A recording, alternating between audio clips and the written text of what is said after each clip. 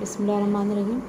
In this lecture we are going to learn about the properties of cube roots of unity, and then we are going to make use of them in solving the exercise 2.2. The cube roots of unity that we did in the previous lecture were negative 1, 1, 1 and negative 1 plus iota under root 3 by 2, which we called omega, and its square was negative 1 minus iota under root 3. This we did in the previous lecture, that the square of this root gives us this one, and similarly if you take square of the third root you will get the second one. Okay, now there are other properties also. We usually write them as 1 omega and omega square. So the first property that we did was that one of the cube complex cube root of unity is the square of the other. Now in the next property we are going to do that, we are going to learn that the product of cube roots of unity is always equal to 1. That is 1 into omega square should be equal to 1. We have to prove it, or this can also be written as omega cube is equal to 1. We mostly use it in this form. Okay, so its proof is very easy. You just have to multiply these three numbers. 1 into omega was negative 1 plus iota under root 3 by 2, and omega square is negative 1 minus iota under root 3 by 2.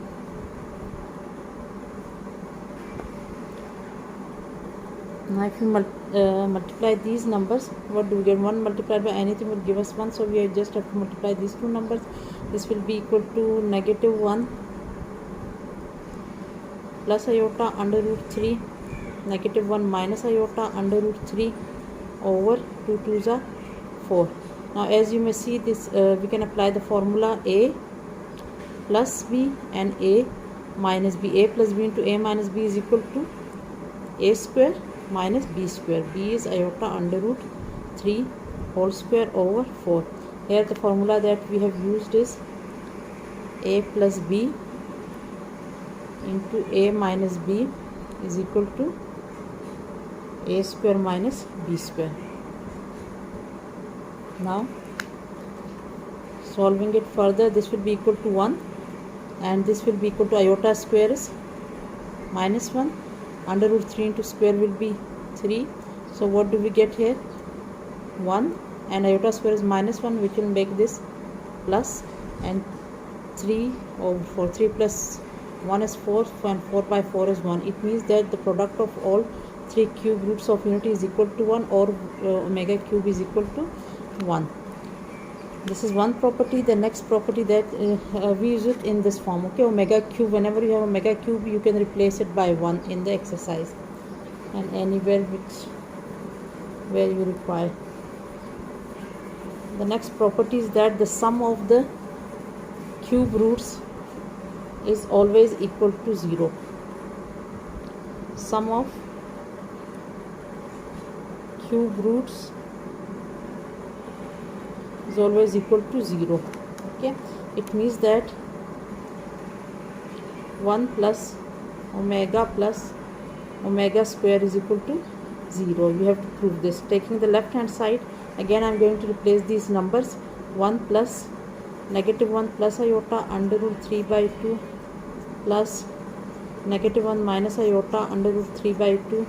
Now adding these numbers, I will take the LCM. Here we are going to get 2 plus minus 1 plus iota under root 3 plus minus 1 minus iota under root 3 over 2. Opening this bracket, I am going to get negative 1 plus iota under root 3 and negative 1 minus iota under root 3 over 2. Cancelling these two, 2 minus 1 is 1 and 1 minus 1, this will be equal to 0. So we will get 0 in the numerator and 0 by 2 is 0. So we have proved that the sum of all the cube roots of unity is always equal to 0. This is also an expression that we are going to use in the exercise. Okay, so the first expression that we will use is omega cube is equal to 1, and the second expression is this one. Okay, do remember it. The third property that we are going to do is that the complex roots of unity, complex roots are these two. Okay, the complex cube roots are these two. We are going to learn that they are actually always reciprocal of one another. It means that omega is equal to 1 over omega square, and if we take the reciprocal of one, you get the other. Okay, C property is that complex cube roots of 1 are reciprocal of one another. Okay, now in order to prove that, we just need to take the reciprocal of these two. Okay, you can take the reciprocal of this one, you will get this one. If you take the reciprocal of this, you are going to get this. Okay, this can easily be proved even without involving them. If we know that one of the root is omega and the other is omega square. Now we know that omega cube is equal to 1. From here we can write it as omega into omega square is equal to 1. Shifting omega square to the right hand side, what we will have, omega is equal to 1 over omega. And if I shift omega to the right hand side, we will get omega square is equal to 1 over omega. So it means that omega square, the third root, is always equal to this one, is the reciprocal of omega. And from here we can easily see that omega is the reciprocal of this one. Okay, this is the first property that we did, and from there we can easily deduce this without even actually touching these values. And the last property is that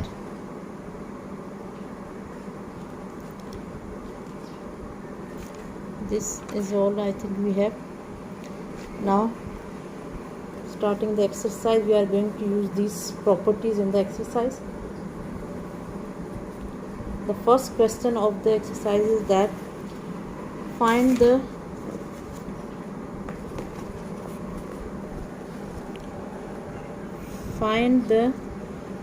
cube roots of -1, 8, -27 and 64. Just as we found the roots of 1, in the same way we can find the roots of all these numbers. Let me do one for you. Let me pick -27. Okay, you have to find the cube roots of these by using the same method as we did for finding the cube roots of 1. For example, if you want to find the question number 1, cube roots of -27. Now in order to find that, in the same way we are going to suppose that let x be the cube root of -27.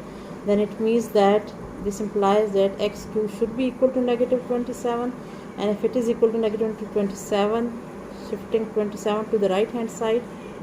Okay, the procedure is the same as we did with the cube roots of 1 while finding the cube roots of